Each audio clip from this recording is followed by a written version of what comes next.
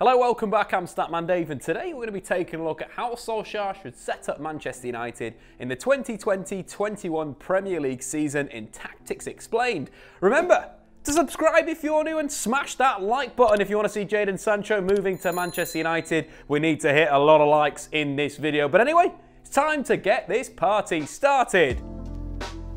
During his tenure as Manchester United manager, Ole Gunnar Solskjaer has looked to improve the squad, removing the deadwood and bringing in young, hungry talent that are on the up. And it's proved to be really effective, with United finishing in the top 3 in Solskjaer's first full season in charge. A feat United have achieved for just the second time in 7 years. So how does Solskjaer improve further and truly get the best out of his Manchester United squad? The simplest way to improve his side is by getting the best out of Paul Pogba and Bruno Fernandes. Both are at their best when deployed as attacking midfielders. But in Solskjaer's current system, there's only room for one number 10, and that role has got to go to Bruno Fernandes, with Pogba playing in a slightly more reserved role where he's been far less effective in terms of goals and assists compared to when he's given a freer, more attacking role. In fact, comparing Pogba under Ole when he's played as a number 10 or as a Mazzala to when he's played in defensive midfield, it paints an interesting picture. During Ole's first 9 games in charge,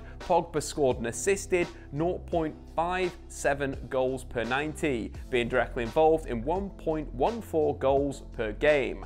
However, in the 9 games after lockdown, Pogba scored and assisted just 0.13 goals per 90 and was directly involved in just 0.26 goals per 90. Pogba's numbers go from being world class to slightly above the average Premier League midfielder for goals and assists per 90. And it's not like 2 world-class attacking midfielders can't play together in the same system. Manchester City have shown with Kevin De Bruyne and David Silva, 2 number 10s can actually fit into a 4-3-3. For Manchester United, whether the formation rocks to a 4-3-3 or not is irrelevant. For simplicity, we'll use that formation, but what's actually important is the attacking structure.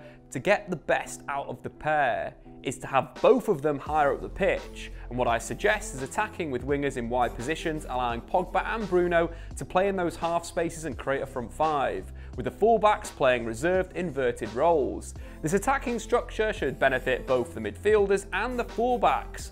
But let's stick with Pogba and Bruno for now. With both being closer to goal, the pair will be able to be more influential in United's attacking game, slipping the forwards in with through balls, sending in whip deliveries, or simply getting shots off. The only possible drawback would be playing the wingers, likely Rashford and Greenwood, in wide positions, further away from goal, when the pair scored 27 league goals between them last season. However, we've seen with Manchester City, wide wingers rather than inside forwards, like at Liverpool, can still be goal scorers, with Raheem Sterling finishing off last season as City's top scorer despite operating from wide positions. And we've seen both Rashford and Greenwood are able to influence those games from those wider areas. Greenwood with his goal against Brighton, where he received wide, drove inside and finished excellently. And Rashford with a number of situations where he's won penalties by running at his opponent or by driving inside and scoring like he did against Spurs, where he picked up a loose ball and then smashed it past Gazaniga. But from these wider starting positions, the free eights will be able to create overloads out wide by making overlaps or dangerous underlapping runs. Leeds United showed what can be achieved by using underlaps against Liverpool, notably in their 3rd goal of the game. Phillips in possession for Leeds. Rodrigo takes over and plays it to Click, who works it to Helder Costa. The winger fires the ball back in, Click controls it well and then finishes on the volley. A well-worked goal from Leeds, but in it you can see the effect a free 8 can have, with Click able to use his technical ability to work it wide to Costa, then be in a position where he can quickly take advantage of the open space opened up by Ayling's run, running off Liverpool's midfield and then punishing the Reds. And no disrespect to Leeds and Click, but he's nowhere near the technical level of Bruno Fernandes and Paul Pogba, but he was able to score a wonderful goal against one of the best sides in the country thanks to the attacking position he took up. Given that same position to players of Bruno and Pogba's ability, and game-changing moments will follow, as well as the stats. Comparing the per 90 stats of Paul Pogba and Bruno Fernandes to Man City's free 8s and Kevin De Bruyne and David Silva, United could get more impact from the Frenchman. He ranks bottom out of the 4 for each metric in terms of shots, chances created, XG, expected assists, and by extension, goals and assists, which is coincidental of his deeper position. He could easily have a similar impact to David Silva, or perhaps even reach KDB's levels as a free 8. From a tactical perspective, using free 8s would give United more unpredictability in their build-up. Last season, Ole's men had an issue building up against 4-4-2 defensive shapes in each phase. From goal kicks, teams would set traps on Paul Pogba, like in the game against Southampton, which led to their opening goal, or just force United to go long, usually from fullback. In the mid-block, United struggled to consistently play through, and in the final third, relied on dribbling and wing play instead of penetration between the lines. The concept of playing 2 free 8s would help in each phase. In the defensive third, if the team has tried to trap Paul Pogba, he could just push himself higher, with Bruno dropping and looking to receive the ball. And if Bruno was then picked up, Pogba could become an outball, using his side to win aerial duels or bringing the ball down on his chest. And if United went to build with a 3, it could draw the opposition on, opening up space higher up the pitch for the forwards to become an outball. But with these 3 technical midfielders, United should be able to play through most presses. And it's a natural overload versus a 4-4-2. Or alternatively, if the opposition do go full gung-ho pressing, United could go 3v3 on the last line, where you'd fancy Martial and Greenwood and Rashford above anyone else. Whilst in the middle and the final third, the 6 would push Pogba and Bruno into higher positions, operating behind the opposition's midfield and in between the lines. And if these players can receive in these areas, opponents will have big problems, with the free 8s combining with the wingers, which both Pogba and Bruno have shown they're capable of doing. Take Pogba's assist against Newcastle. After a cross, Newcastle clear, with Pogba regaining possession. He nods it down to Anthony Martial, makes an underlapping run, and then flicks it back to Martial to run in and finish. Whilst in this new system, it'd be Rashford on the left.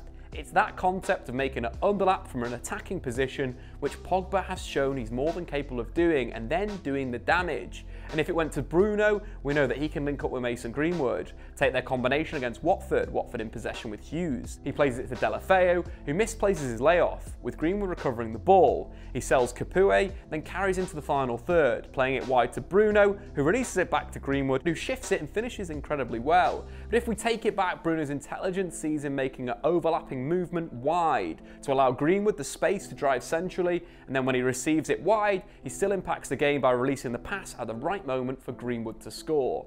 The beauty of playing Bruno and Pogba as free 8s is they both have excellent delivery from wide areas. So while central underlaps are great, they should also make frequent overlaps, allowing Rashford and Greenwood to drive centrally. But to enable this, you need a solid base of midfield, and that's where the fullbacks come in. For all Wan-Bissaka's excellent recent improvements in an attacking sense, his best skills remain in his defensive ability. And Luke Shaw has also put his best performances under Solskjaer as a left centre-back, where he's playing in a more reserved role as the ball progressor, not as a flying wing-back.